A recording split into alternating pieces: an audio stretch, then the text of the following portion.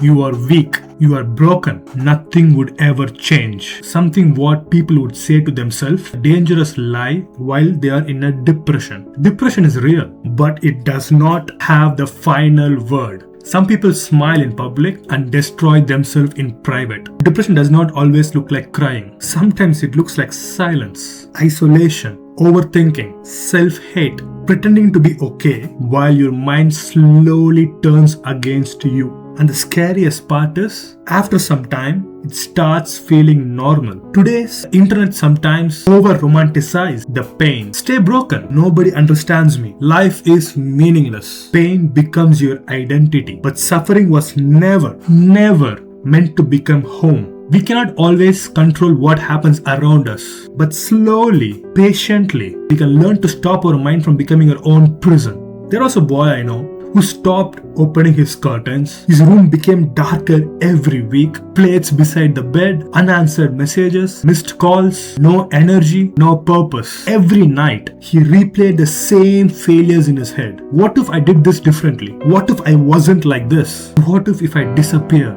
And little by little, he stopped living in the reality. He started living inside his own thoughts. One night, sitting alone in the dark, he realized something terrifying. Nobody was coming to save him, and strangely that changed him. The next morning, he made one tiny promise to himself, not to fix his entire life, not to become happy overnight. Just one thing, walk outside for 10 minutes. Just 10 minutes. That was it. And for the first time in months, his life moved forward by one small step. This is what many people misunderstand about depression. You do not wait for motivation to start moving. You move first and the motivation will slowly follow. Because the depressed mind lies. It says stay in the bed. Don't answer anyone. Nothing matters. You will never change. But thoughts are not always the truth. The longer we stay trapped inside our own head, the louder those thoughts become. And slowly, isolation starts feeding the pain. Healing does not begin with some magical moment. It begins with very small act repeated daily. Opening the curtain, taking a shower, going for a walk, sleeping on time, talking to someone, cleaning your room, eating properly, touching grass. Small actions, but small action tells your brain something powerful. I have not given up on myself yet.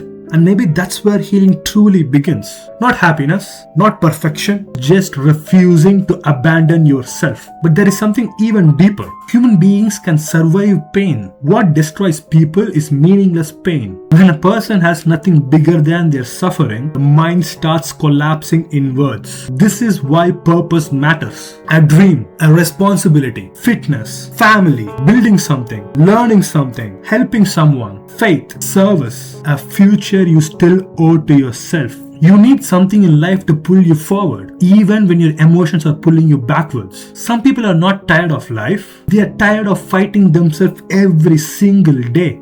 But listen carefully. Depression is real. Pain is real. Dark days are real. But they are not your identity. Your mind can become a cage, but it can also become the reason you rise again. This chapter of your life is not the whole story. And for anyone who is hurting deeply, especially anyone thinking about self-harm, please do not sit that alone. Warning signs can even include feeling hopeless, trapped, emotionally unbearable pain, or like there is no reason to live. This is a moment to reach out for help immediately. You are being loved more than you think. Do not disappear from people who loves you. Even one honest conversation can interrupt the spiral, would help you more than you think. You just need that one small tiny push every day. Trust me, you are being loved by everyone. Do not ask yourself to solve everything overnight. Ask only, what's the next useful step? I just felt like putting it out there because I know there are people suffering. You are being loved